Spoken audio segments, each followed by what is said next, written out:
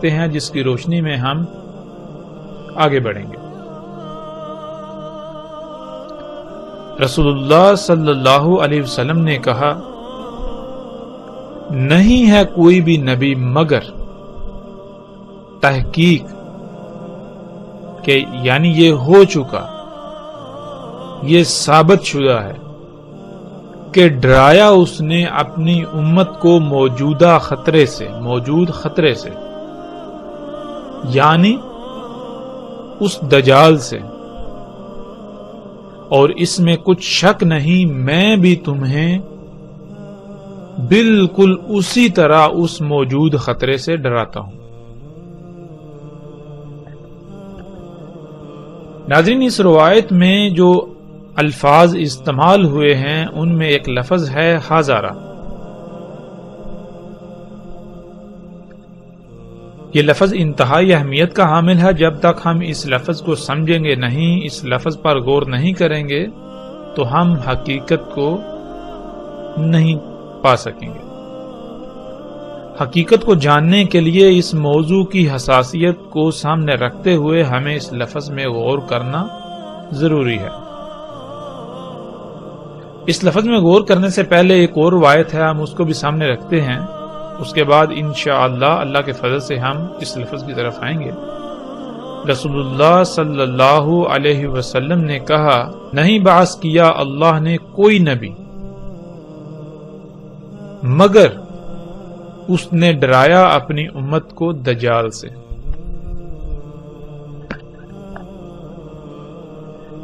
ان دونوں روایات میں ہم دیکھ سکتے ہیں، پہلی روایت میں لفظ حاضرہ استعمال ہوا ہے اور دوسری روایت میں لفظ انذر ناظرہ استعمال ہوا ہے۔ ناظرہ کہتے ہیں ایسا ممکنہ خطرہ جو قریب آ چکا ہے، اس سے پہلے ہی متنبہ کر دینے کو، اور حاضرہ کہتے ہیں ایسا خطرہ جو موجود ہے، جو موجود خطرہ اس سے ڈرانا، جیسا کہ ہم اس لفظ کو قرآن سے بھی سمجھ لیتے ہیں، اور اس آیت میں ہم دیکھ سکتے ہیں اللہ سبحانہ و تعالیٰ کہتے ہیں، یا جیسے گہرے بادلوں کا طوفان آئے آسمان سے، اس میں ہوں اندھیرے اور زوردار گرج اور چمکتی بجلی، کر لیتے ہیں اپنی انگلیوں کو اپنے کانوں میں اس کڑک سے موت کے ڈر سے۔ تو عربی میں ہم دیکھ سکتے ہیں جو الفاظ استعمال ہوئے ہیں وہ ہے حاضر الموت۔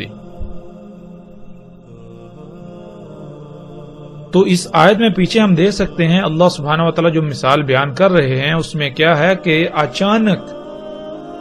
جب انتہائی گہرے کالے بادل آ جاتے ہیں اور طوفان آ جاتا ہے، پھر ان میں زوردار جب گرج پیدا ہوتی ہے اور بجلی چمکتی ہے،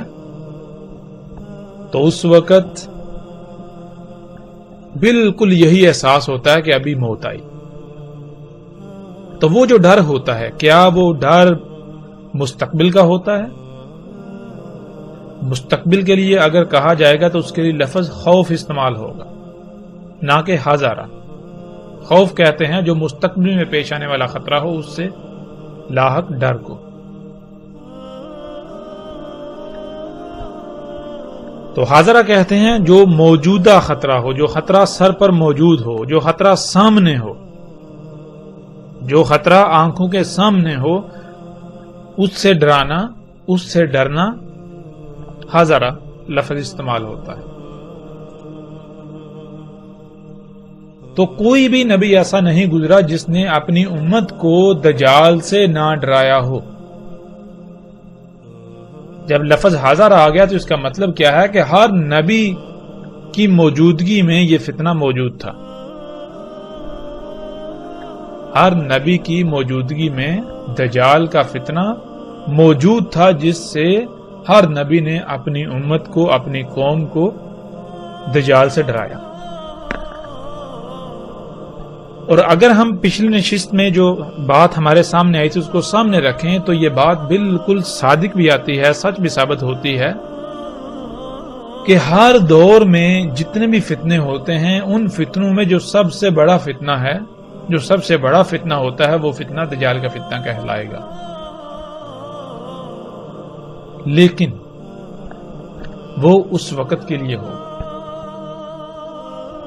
ان تمام بڑے بڑے فتنوں کو اگر سامنے رکھیں تو ان میں سب سے بڑا فتنہ جو سامنے آئے گا وہ کون سا ہوگا؟ وہ بھی دجال کا فتنہ. تو جس دجال کا رسول اللہ صلی اللہ علیہ وسلم ذکر کر رہے ہیں، اگر ہم نے اس کو سمجھنا ہے تو ہم آدم علیہ السلام کی تخلیق سے لے کر سات کے قیام تک تمام کے تمام بڑے بڑے فتنوں کو سامنے رکھیں. ہیں تو وہ سب کے سب دجال کے فتنے، لیکن ان میں وہ جو اعظم فتنہ ہے، جو سب سے بڑا دجال کا فتنہ ہے، وہ ہمارے سامنے کھل کر آ جائے گا. تو ناظرین، اب ہم نے قرآن سے یہ دیکھنا ہے کہ اللہ سبحانہ و تعالی نے جتنے بھی نبی بھیجے انہوں نے کیا دعوت دی اور کس شے سے اپنی قوم کو، اپنی امت کو ڈرایا. اور پھر ہم یہ بھی دیکھیں گے کہ محمد رسول اللہ صلی اللہ علیہ وسلم نے کس سے ڈرایا. جب ان سب نبیوں کے ڈرانے میں جو کامن، جو مشترک شے ہے وہ سامنے آ گئی تو اس کا مطلب ہے وہی دجال کا فتنہ ہے. تو اب ہم بڑھتے ہیں آگے قرآن کی طرف. قرآن میں اللہ سبحانہ و تعالیٰ کیا کہتے ہیں؟ اس میں کچھ شک نہیں، وحی کیا ہم نے تیری طرف بالکل اسی طرح جس طرح وحی کیا تھا ہم نے نوح کی طرف اور اس کے بعد جتنے بھی نبی ہیں ان کی طرف.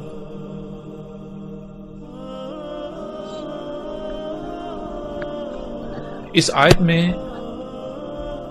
اللہ سبحانہ و تعالیٰ نے بالکل واضح کر دیا کہ جس طرح وحی نوح علیہ السلام اور ان کے بعد جتنے بھی نبی ہیں ان کی طرف کی گئی، بالکل اسی طرح تیری طرف وحی کی جا رہی ہے. تو پھر یہ کھل کر واضح ہو جائے گا کہ جو وحی نوح علیہ السلام اور ان کے بعد جتنے بھی نبی ہیں ان کی طرف کی گئی اور وہی محمد رسول اللہ صلی اللہ علیہ وسلم کی طرف کی گئی، اور اگر وہ وحی امت کو ڈرانا تھا، یعنی کہ ممکنہ پیش آنے والے خطرے سے پہلے ہی متنبع کر دینا تھا، تو وہ جو خطرہ ہے، وہ جو ممکنہ پیش آنے والا خطرہ ہے، وہی دجال کا فتنہ ہے، جس کے بارے میں رسول اللہ صلی اللہ علیہ وسلم نے کہا کہ کوئی نبی بھی ایسا نہیں، کوئی نبی نہیں ہوا مگر ہر نبی نے اپنی امت کو، اپنی قوم کو دجال کے فتنے سے نہ ڈرایا ہو. یعنی کہ ہر نبی نے اپنی قوم کو، اپنی امت کو دجال کے فتنے سے متنبع کر دیا. اور پھر میں بھی تمہیں بالکل اسی طرح اس پیش آنے والے ممکنہ خطرے سے متنبع کیے دیتا ہوں. اب ہم نے یہ دیکھنا ہے کہ اللہ سبحانہ و تعالیٰ قرآن میں اس وحی کا کس طرح ذکر کرتے ہیں. وہ کون سی وحی ہے کہ جو جس طرح نوح علیہ السلام کی طرف کی گئی اور بالکل وہی وحی نوح علیہ السلام کے بعد تمام انبیاء کی طرف کی گئی. تو اللہ سبحانہ و تعالیٰ اس آیت میں کہتے ہیں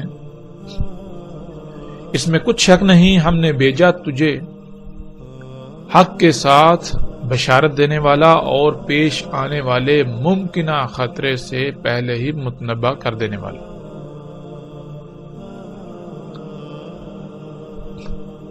اور نہیں کوئی بھی امتوں میں سے امت مگر گزر چکا ان تمام کی تمام امتوں میں پیش آنے والے ممکنہ خطرے سے متنبع کر دینے والا. تو اس آیت میں اللہ سبحانہ و تعالیٰ نے یہ بات بالکل کھول کر واضح کر دی کہ ہم تیری طرف کیا وحی کر رہے ہیں، ہم نے تمہیں کس مقصد کے لیے بھیجا. ہم نے تجھے بھیجا حق کے ساتھ. حق کے ساتھ کیا ہے، حق کسے کہتے ہیں، انشاءاللہ اللہ کے فضل سے جب ہم آگے بڑھیں گے تو اس کی بھی مزید کھل کر وضاحت ہو جائے گی. لیکن یہاں جو چیز ہم نے سمجھنی ہے وہ یہ کہ اللہ سبحانہ و تعالیٰ نے کہا کہ ہم نے تجھے بھیجا بشارت دینے والا اور مستقبل میں پیش آنے والے ممکنہ خطرے سے متنبع کر دینے والا۔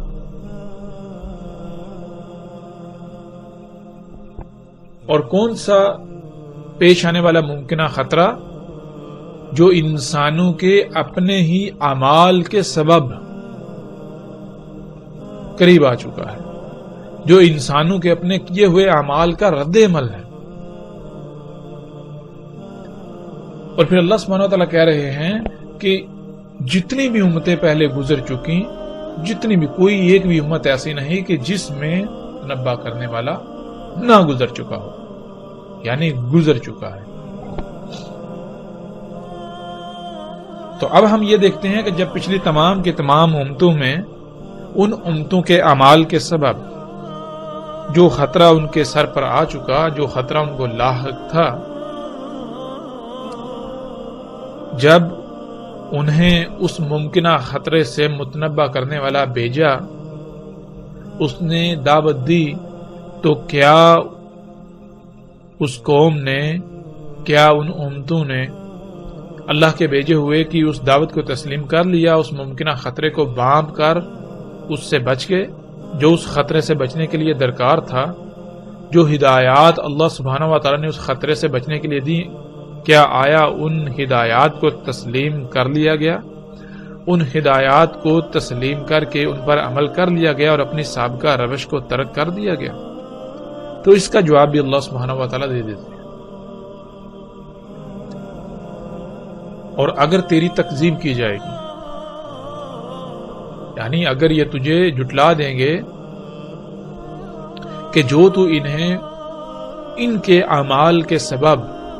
پیش آنے والے ممکنہ خطرے سے پہلے ہی متنبع کر رہا ہے، اس سے بچنے کے لیے ان کو ہدایات دے رہا ہے، اگر انہوں نے تیری دعوت کو تسلیم نہ کرتے ہوئے اپنے انہی اعمال کو جاری رکھا، اپنی اسی روش پر قائم رہے، اسے ترک نہ کیا، تو پھر ان کے ساتھ کیا ہوگا؟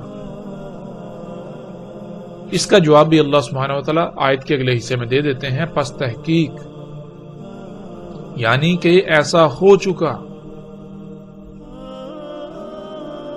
ان سے پہلے جو تھے، جو لوگ ان سے پہلے تھے، جو قومیں، جو امتیں ان سے پہلے تھی، وہ بھی تکذیب کر چکے۔ جب آئے ان کے پاس ان کے رسول، جب ان کے پاس آئے اللہ کے بھیجے ہوئے بینات کے ساتھ، بینات کہتے ہیں سب کچھ ہر لحاظ سے کھول کھول کر رکھ دینے والے، جب ان کے پاس آئے اللہ کے بھیجے ہوئے جنہوں نے ان قوموں کے، ان لوگوں کے اعمال کو کھول کھول کر رکھ دیا کہ جو کچھ تم کر رہے ہو یہ کیا ہے، ان کے نتائج کیا نکلنے والے ہیں، یہ تمہارے جو اعمال ہیں ان اعمال کے نتائج کیا نکلنے والے ہیں، ان اعمال کا رد عمل کیا ہے، وہ کتنا دور ہے، جب انہوں نے سب کچھ کھول کھول کر رکھ دیا کہ جس کو تم اصلاح کہہ رہے ہو، جس کو تم اپنے لیے آسانیاں، فائدے، آسائشیں کہہ رہے ہو، یہ اصلاح نہیں ہے، یہ آسانیاں، فائدے نہیں ہیں، یہ فساد ہے، یہ تمہارے لیے تباہی ہے، تمہارے ان اعمال کے سبب ایک بہت بڑا خطرہ جو تمہارے سر پر منڈلا رہا ہے، اگر تم نے اپنے انہی اعمال کو جاری رکھا تو وہ تمہیں آ لے گا۔ تو انہوں نے کیا کیا؟ انہوں نے ان کی اس دعوت کو تسلیم کرنے سے انکار کر دیا اور اپنی اسی روش کو برقرار رکھا، اور وہ آئے زبر کے ساتھ اور کتاب المنیر کے ساتھ۔ زبر کسے کہتے ہیں؟ زبر کہتے ہیں ٹکڑوں کو۔ جو اللہ کے بھیجے ہوئے تھے وہ کیا کرتے تھے کہ وہ اس وقت جو کچھ ہو رہا تھا، جو تباہیاں مچائی ہوئی تھی، جو فساد انسان کر رہے تھے، جو اعمال کر رہے تھے، ان کو کھول کھول کر رکھ دینے کے لیے وہ کچھ نہ کچھ لکھ کر سامنے لے آتے تھے، وہ ٹکڑوں کی صورت میں سامنے لاتے رہتے تھے۔ اور کتاب المنیر، اور وہ جو ان کے ٹکڑے تھے وہ کیا تھے؟ وہ کتاب منیر تھی، وہ ایسی کتاب، وہ ایسا کتب ہوا تھا جو بالکل روشن کر دینے والا تھا، سب کچھ واضح کر دینے والا تھا۔ تو اب یہاں یہ سوال پیدا ہوتا ہے کہ کیا ان قوموں نے، ان امتوں نے اللہ کے بھیجے ہوں کی دعوت کو تسلیم کر لیا، مان لیا، اور اپنے ان اعمال کو ترک کر دیا جن اعمال کے سبب ایک خطرہ جو ہے پیش آنے والا ممکنہ خطرہ جو ان کے سر پر آ چکا ہوا تھا، جس سے انہیں متنبہ کیا جا رہا تھا، تو اس کا جواب بھی اللہ سبحانہ و تعالیٰ نے اسی آیت میں دے دیا۔ اللہ سبحانہ و تعالیٰ نے پہلے ہی کہہ دیا کہ اگر یہ تیری تکذیب کریں گے، یہ تیری دعوت کو تسلیم نہیں کریں گے، جو تو انہیں کہہ رہا ہے یہ نہیں مانیں گے، یہ کہیں گے کہ ہم فساد میں اصلاح ہی کر رہے ہیں، ہم جو کچھ کر رہے ہیں یہ آسانیاں، سہولتیں، فائدے ہیں، یہ کوئی خطرہ ان سے نہیں ہے ہمیں، تو پھر ایسا ان سے پہلے ہو چکا، ان سے پہلے جو قومیں تھیں، ان سے پہلے جو امتیں تھیں جن میں مستقبل میں پیش آنے والے ممکنہ خطرے سے متنبہ کرنے والے تھے، وہ گزر چکے، تو وہ بھی ایسا کر چکے، وہ تکذیب کر چکے۔ جب وہ تکذیب کر چکے، انہوں نے اللہ کے بھیجے ہوئے کی دعوت کو تسلیم نہ کیا، اپنے اعمال کو ترک نہ کیا، تو کیا پھر ان کے اعمال کے سبب جو ان کے اعمال کا رد عمل تھا، ان کے اعمال کے رد عمل کا جو پیش آنے والا ممکنہ خطرہ تھا، کیا اس نے انہیں آ لیا؟ تو اس کا جواب بھی اللہ سبحانہ و تعالیٰ آگے کھل کر دے دیتے ہیں۔ اللہ سبحانہ و تعالیٰ کہتے ہیں پھر آ پکڑا ان کو جنہوں نے کفر کیا،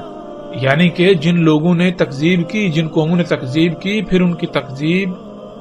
کا نتیجہ بھی انہوں نے دیکھ لیا، ان کے اعمال کے سبب پیش آنے والے ممکنہ خطرے سے متنبہ کیا جا رہا تھا، جب وہ متنبہ نہ ہوئے، جب انہوں نے اس دعوت کو تسلیم نہ کیا، تکذیب ہی کی، تو پھر کیا ہوا؟ پھر اس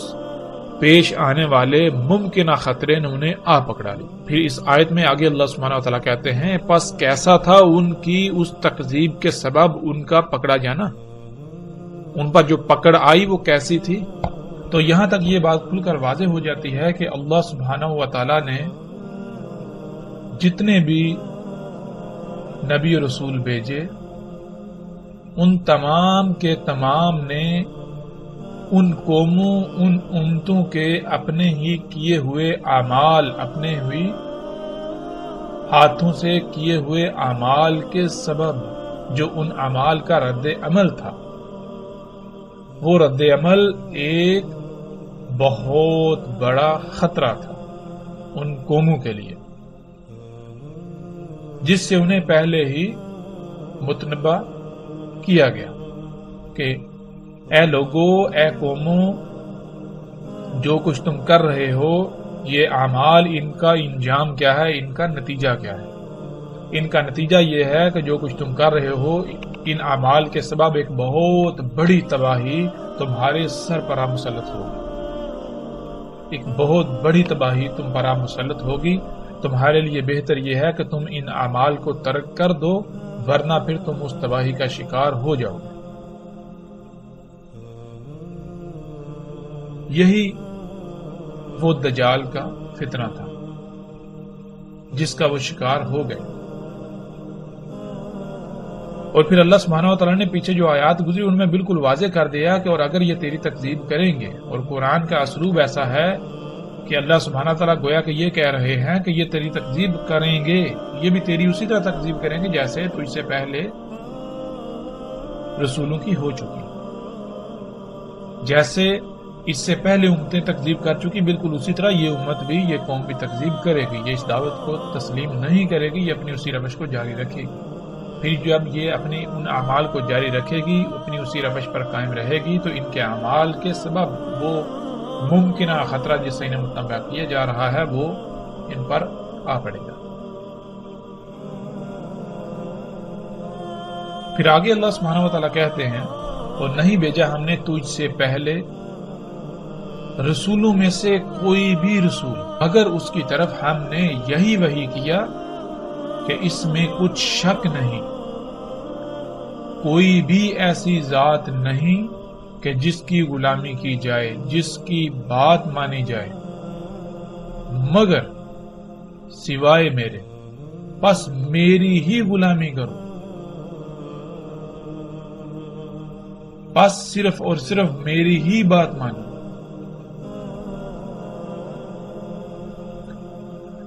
یہ آیت الحمدللہ مزید بہت ساری باتیں کھل کر واضح کر دیتی ہیں۔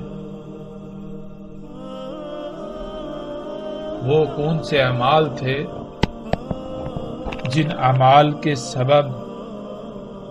ممکنہ پیش آنے والے خطرے سے متنبہ کیا جا رہا تھا، جب وہ قومیں متنبہ نہ ہوئیں تو پھر اس کا شکار ہو گئیں۔ اس کی وجہ کیا تھی؟ اس کی وجہ یہ تھی کہ اللہ سبحانہ و تعالیٰ کہتے ہیں کہ تجھ سے پہلے کوئی رسول نہیں بھیجا، کوئی بھی ایسا بھیجا ہوا نہیں، مگر یعنی کہ جتنے بھی رسول بھیجے گئے،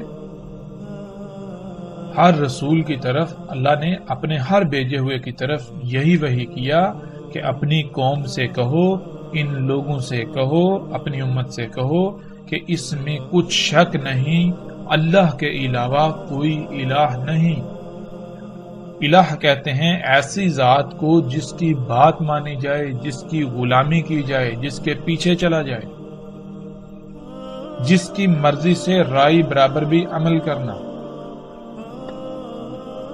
تو کوئی بھی اللہ کے علاوہ ایسی ذات نہیں ہے جس کی مرضی، جس کے حکم سے رائے برابر بھی عمل کیا جائے۔